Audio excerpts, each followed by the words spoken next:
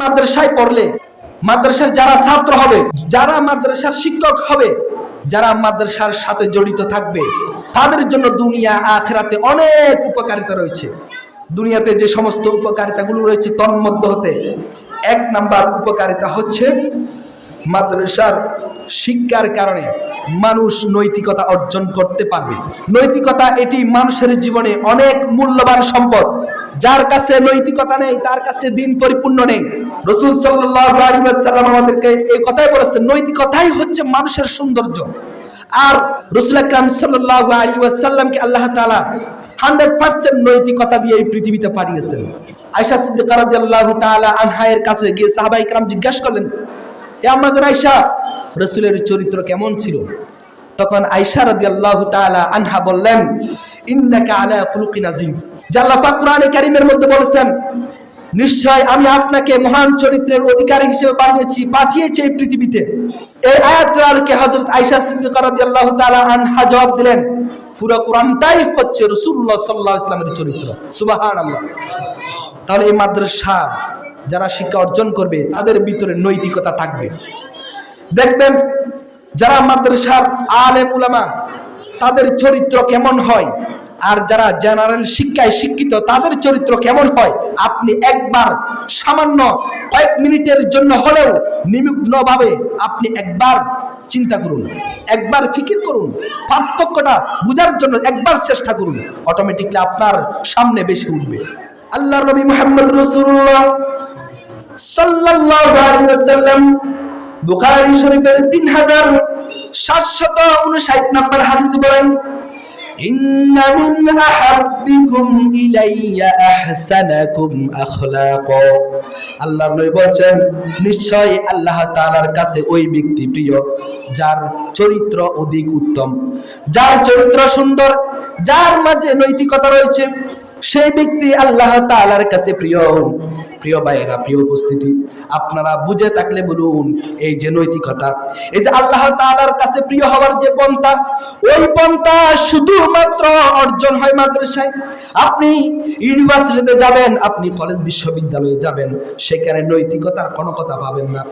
তাদের বইগুলোতে আপনি এই কাজ করলে এই গুনাহ হবে, ওই কাজ করলে ওই গুনাহ হবে, ওই কাজ করলে ওটা সওয়াব হবে, এই কথা কোথাও পাবেন না। আপনি যখন মাদ্রাসায় ঢুকবেন, মাদ্রাসার কিতাবগুলো উল্টাবেন, কোরআন হাদিস উল্টাবেন, তখন সেখানে পাবেন খারাপ কাজ করলে গুনাহ হবে, মানুষকে হত্যা করলে গুনাহ হবে, জানাজা বিচার করলে গুনাহ হবে, এই কথা আপনি পাবেন। তাহলে নৈতিকতা শিক্ষা দেয় একমাত্র ধর্মীয় জ্ঞান, নৈতিকতা শিক্ষা দেয় একমাত্র মাদ্রাসার শিক্ষা। এই জন্য প্রিয় ভাইরা, আমরা প্রত্যেকে চেষ্টা করতে হবে আমাদের সন্তানদেরকে মাদ্রাসায় দেওয়ার জন্য। আমরা যারা মাদ্রাসায় পড়তে পারিনি, আমরা যেন ধর্মীয় জ্ঞানগুলো ওলামাই কেরামের সাথে থেকে এবং ওলামাই কেরামদের থেকে নিয়ে শিখতে পারি। সকলে এরাদা করতে পারবো কিনা? ইনশাআল্লাহ প্রত্যেকে এরাদা করব। তাহলে আমরা জানলাম নৈতিকতা এইভাবে তৈরি হয়। হযরত ওমর রাদিয়াল্লাহু তাআলা আনহু এর ঘটনা আপনারা প্রত্যেকে জানেন। একদিন মরুভূমিতে যখন গেলেন, যাওয়ার পরে হযরত ওমর রাদিয়াল্লাহু তাআলা আনহু খুবই তৃষ্ণার্ত হয়ে গেলেন, খুবই পানি তৃষ্ণার্ত হয়ে গেল। হযরত ওমর রাদিয়াল্লাহু তাআলা আনহু দেখলেন এক রাকাল কিছু বকরি চড়াচ্ছিল। ওই রাকালের কাছে গিয়ে বলতেছে, হে রাকাল, তোমার বকরিগুলো থেকে আমাকে সামান্য পরিমাণ দুধ দাও, ওই দুধগুলোকে আমার তৃষ্ণার্ত মিটাবো। ওই রাকাল বলতেছে, হে ফতিক, আপনি যে আমাকে আমার এই রাকালগুলো থেকে দুধ দেওয়ার জন্য বলতেছেন, ভালো করে মনে রাখেন, নির্দিষ্ট মালিক রয়েছে, আমি সাধারণ রাখাল, মালিকের অনুমতি ছাড়া আপনাকে সামান্য পরিমাণও দুধ দিতে পারবো না। হযরত ওমর রাদিয়াল্লাহু তাআলা আনহু হঠাৎ করে চিন্তা করলো, এই রাকালের নিশ্চয় ঈমান শক্ত আছে, একটু নাড়াচাড়া দিয়ে দেখি। হযরত ওমর রাদিয়াল্লাহু তাআলা আনহু একদিন নাড়াচাড়া দেওয়ার জন্য বলতেছে, হে রাকাল, তোমার কাছে অনেকগুলো বকরি, ওইখান থেকে আমার কাছে একটি বকরি বিক্রি করে দাও। তোমার মালিক জানতে পারবে না শত শত বকরি এখানে রয়েছে।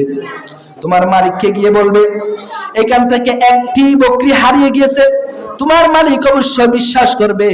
এই কথা বলার সাথে সাথে ওই রাকাল হযরত ওমর রাদিয়াল্লাহু তাআলা আনহুকে জবাব দিলেন, হে ফতিক, আপনি আমাকে এই বুদ্ধি শিখাচ্ছেন, শিখিয়ে দিচ্ছেন, কিন্তু মনে রাখবেন, আমি আজকে এখানে একটি বকরি বিক্রি করে টাকাগুলো আমি খেয়ে ফেলতে পারবো, কিন্তু মহান রব্বুল আলামিন হাজির নাজির, তিনি তো আমাকে দেখতেছেন, তিনি আমাকে দেখতেছেন। আমি যদি এখান থেকে বিক্রি করে দিই, তিনি তো আমাকে ধরবেন। এই যে ধর্মীয় বিশ্বাস, আল্লাহ তাআলার প্রতি ভয়, তাকওয়া, এটি আসলো কিভাবে? রাসূল সাল্লাল্লাহু আলাইহি ওয়াসাল্লাম দিয়েছেন, রাসূলের মাধ্যমে ওই রাকালের ভিতরে আল্লাহ তাআলার ভয় এসেছে। তাহলে এটাকে বলা হয় ধর্মীয় জ্ঞান। এই শিক্ষাটা দেওয়া হয় শুধুমাত্র মাদ্রাসায়। সুবহানাল্লাহ বলবেন না? এই শিক্ষাটা মাদ্রাসায় ছাড়া অন্য কোনো প্রতিষ্ঠানে দেওয়া হয়, আপনারা কেউ দেখাতে পারবেন? কেউ দেখাতে পারবেন না। এই জন্য বলি, মাদ্রাসা হচ্ছে পুরো এলাকার জন্য একটি লাইটের মতো। যদি লাইট থাকে, পুরো রুমের মধ্যে যেভাবে আলো ছড়িয়ে পড়ে, ঠিক তেমনি ভাবে একটি এলাকার মধ্যে যখন একটি মাদ্রাসা প্রতিষ্ঠিত হবে, একটি মাদ্রাসা জারি থাকবে, ওই মাদ্রাসার নূর, আলো, জ্ঞান ওটা পুরো এলাকাতে ছড়িয়ে পড়বে। এই জন্য এই মাদ্রাসাকে আমরা প্রত্যেকে ধরে রাখবো। আমরা প্রত্যেকে কি করে রাখবো? ধরে রাখবো, যেন এই মাদ্রাসা আমাদের জন্য নাজাতের উসিলা হয়। তাহলে আমরা জানলাম নৈতিকতা এভাবে আল্লাহ পাক রব্বুল আলামিন সৃষ্টি করেন। আরো একটি উদাহরণ দিই, কোরআনে কারীম থেকে সরাসরি উদাহরণ দিই। সূরা বনী ইসরাঈলের 23 নম্বর আয়াতে বলেন, ওয়াকাদা রাব্বুকা আল্লা তা'বুদু ইল্লা ইয়্যাহু وبالوالدين إحسانا إما يبلغن عندك الكبر أحدهما। আল্লাহ বলছেন, হে বান্দারা, তোমাদেরকে আল্লাহ পাক রব্বুল আলামিন ফয়সালা করে দিয়েছেন, তোমরা একমাত্র আল্লাহ তাআলার ইবাদত করবে, আল্লাহ ছাড়া অন্য কাউকে সিজদা করবে না, অন্য কারো পূজা করবে না, মাজারে গিয়ে সিজদা করবে না, মাজারে গিয়ে বটগাছের সাথে সুতা বাঁধবে না, মাজারে গিয়ে তোমার সন্তান হচ্ছে না সন্তান চাইবে না। সন্তান দেওয়ার মালিক একমাত্র আল্লাহ তাআলা, রিজিক দেওয়ার একমাত্র আল্লাহ তাআলা। এখন আমরা আল্লাহ তাআলার উপর পূর্ণ তাওয়াক্কুল না করে সোজা মাজারে চলে যাই, আমাদের সন্তান হয় না, আমরা মাজারে গিয়ে দান করি, মোমবাতি দান করি, গাছের সাথে সুতা বাঁধি, এগুলো সম্পূর্ণ শিরক। এগুলা কি? শিরক। আল্লাহ বলছেন, ইল্লা ইয়্যাহু, শুধুমাত্র একমাত্র আল্লাহ তাআলার কাছে চাইবা, আল্লাহর ইবাদত করবা, আল্লাহর দাসত্ব করবা, আল্লাহর গোলাম হইবা। আল্লাহ পাক রব্বুল আলামিন স্পষ্টভাবে কোরআনে কারীমের এই আয়াতের মধ্যে বলছেন, এরপর বলছেন ওয়াবিল ওয়ালিদাইনি ইহসানা, পিতামাতার সাথে সৎ ব্যবহার করো। পিতামাতার সাথে সৎ ব্যবহার করার জন্য কোরআন বলছে, আমাদের ধর্ম বলছে। আমাদের ধর্ম ছাড়া অন্য কেউ এ কথা বলেনি। আপনি কোথাও পাবেন না তোমরা পিতামাতার সাথে সৎ ব্যবহার করো। আল্লাহ পাক এরপর বলছেন, ইম্মা ইয়াবলুগান্না ইনদাকাল কিবারা আহাদুহুমা, যখন আপনার পিতামাতা একজন হোক আর উভয়জন হোক, যখন তারা বৃদ্ধ বয়সে পৌঁছবে, যখন তারা বৃদ্ধ বয়সে পৌঁছবে, তখন তাদের সাথে ধমকের সাথে কথা বলবে না, তাদেরকে ধমক দিও না, তাদের সাথে এমন কথা বলবে না যে কথা বলার কারণে তাদের ভিতর থেকে শব্দটি বাইর হয়, এরকম উচ্চারণ হয় দুঃখের সাথে, কষ্টের সাথে। এরকম ব্যবহার তোমাদের মা বাবার সাথে করিও না। আল্লাহ পাক রব্বুল আলামিন আমাদেরকে এই শিক্ষা দিচ্ছে, এই নৈতিকতার শিক্ষা। এই যে মা বাবাকে কিভাবে শ্রদ্ধা করতে হবে, মা বাবাকে কিভাবে লালন পালন করতে হবে, একমাত্র কোরআনে আমাদেরকে শিক্ষা দিয়েছেন। কোরআন ছাড়া অন্য কোথাও, অন্য কোনো গ্রন্থে এভাবে শিক্ষা দেওয়া হয়নি। তাহলে এই যে মা বাবাকে লালন পালন করা, মা বাবাকে দেখাশোনা করা, মা বাবাকে শ্রদ্ধা করা, সম্মান করা, এই শিক্ষাটুকু একমাত্র মাদ্রাসায় দেওয়া হয়। যারা মাদ্রাসায় পড়ে না, দেখবেন তাদের মা বাবারা একমাত্র বৃদ্ধাশ্রমে তাদের জায়গা হয়। জোরে বলেন ঠিক কিনা? কোন একজন আপনি প্রমাণ দিতে পারবেন না বাংলাদেশের কোন আলেম ওলামা, পৃথিবীর কোন আলেম ওলামা, মাদ্রাসার ছাত্র তারা তাদের পিতা মাতাকে বৃদ্ধাশ্রমে পাঠিয়েছে, আপনারা প্রমাণ দিতে পারবেন না। কিন্তু বৃদ্ধাশ্রমে গিয়ে দেখবেন সেখানে শত শত হাজার হাজার মা বাবা রয়েছে, এক একটা ছেলে ইঞ্জিনিয়ার, এক একটা ছেলে ম্যাজিস্ট্রেট, ব্যারিস্টার। দেখবেন তারা তাদের ভিতরে ধর্মীয় জ্ঞান না থাকার কারণে তাদের মা বাবাকে কোথায় পাঠিয়েছে? বৃদ্ধাশ্রমে পাঠিয়েছে। খোদার কসম খেয়ে বলি, যদি আপনি আপনার সন্তানকে সঠিক শিক্ষায় শিক্ষিত করতে পারেন, কোরআন হাদিসের শিক্ষায় শিক্ষিত করতে পারেন, এতটুকু মনে রাখবেন, আপনি বৃদ্ধ হওয়ার পরে আপনাকে অন্তত বৃদ্ধাশ্রমে পাঠাবে না। এটাই হচ্ছে নৈতিকতার শিক্ষা, এটি হচ্ছে ধর্মীয় শিক্ষা। এই শিক্ষাটুকু একমাত্র মাদ্রাসায় দেওয়া হয়। আজ আমাদের দেশে যে সমস্ত শিক্ষাগুলো দেওয়া হয়, যে শিক্ষাগুলো অনর্থবোধক, যেগুলোর কোনো অর্থ নেই, এভাবে আমাদেরকে শিক্ষা দেওয়া হয়। যেমন আমি আপনাদেরকে উদাহরণ দিব, কেউ রাগ করবেন না, যারা মাদ্রাসার বিপক্ষে যান তারাও রাগ করবেন না। আমি আপনাদেরকে উদাহরণস্বরূপ বলবো, এই যে যখন আপনি প্রাইমারিতে যাবেন, প্রাইমারিতে যখন যাবেন সেখানে ছোট ছোটদের বইগুলো হাতে নেবেন, দেখবেন সেখানে লেখা আছে শরীয়তে অজগর, আছে নাকি নাই? শরীয়তে কি? অজগর। আর মাদ্রাসার নুরানি বইগুলোতে উল্টায় দেখবেন লেখা আছে শরীয়তে অজু। শরীয়তে কি? অজু। আপনারা কি আমার কথা বুঝতেছেন?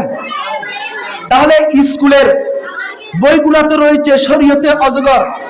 ওই সন্তান স্কুলে গিয়ে যখন পড়ে শরীয়তে অজগর, তখন সে চিন্তা করলো আসলে অজগর এটা কি। আবার যখন অজগর সম্পর্কে জানলো তখন তার মাথা হয়ে গেল অজগরের মতো গরম। সে আর তার রাগকে কন্ট্রোল করতে না পেরে তার পিতা মাতাকে পিটিয়ে ঘর থেকে বের করে বৃদ্ধাশ্রমে পাঠিয়েছে। এগুলা হচ্ছে জেনারেল শিক্ষায় যারা শিক্ষিত হয়েছে তাদের কাজ কারবার। আর যারা মাদ্রাসার শিক্ষায় শিক্ষিত হয়েছে তারা যখন নুরানিতে এসে পড়েছে শরীয়তে অজু, তখন তারা বুঝতে পারলো আসলে অজু কি জিনিস। তখন কোরআন হাদিস উল্টায় দেখলো আসলে অজু এরকম এরকম। তখন তারা অজু করলো, অজু করার সাথে সাথে তাদের মাথা ঠান্ডা হয়ে গেল। তখন তাদের মাথা যখন ঠান্ডা হয়ে গেল, ঠান্ডা হওয়ার পরে তাদের কাছে টাকা নাই, পয়সা নাই, তার মা বাবাকে অনেকগুলো কিছু খাওয়াবে নাই, কিন্তু তার মা বাবার জন্য কিছু করতে না পারলেও তার মাথা যেহেতু ঠান্ডা আছে ওই জন্য ওই মা বাবাকে অন্তত বৃদ্ধাশ্রমে পাঠায় না। এগুলা হচ্ছে মাদ্রাসার শিক্ষার ফজিলত, অর্থবোধক। আমাদের মাদ্রাসার প্রত্যেকটা পড়ার পিছনে অর্থ আছে, মানি আছে। এই যে আপনারা অনেকে পড়েছেন হাতিমা টিম টিম, তারা মাঠে ফারে ডিম, তাদের মাথায় দুটো সিম, তারা হাতিমা টিম টিম। আপনারা শুনছেন নাকি শুনেন নাই? আচ্ছা আপনারা বুঝে থাকলে বলুন, হাতিমা টিম টিম, তারা মাঠে ফারে ডিম। এই যে তাদের মাথায় দুটো শিং, এমন কোন জানোয়ার আছে যে জানোয়ারের মাথায় শিং আছে? ওই শিংওয়ালা জানোয়ার ডিম দিয়েছে, এরকম কোন জানোয়ার আপনারা দেখেছেন কখনো? তাহলে এই শিক্ষা মিথ্যা নাকি সঠিক? এই মিথ্যা শিক্ষা সেখানে দেওয়া হয়।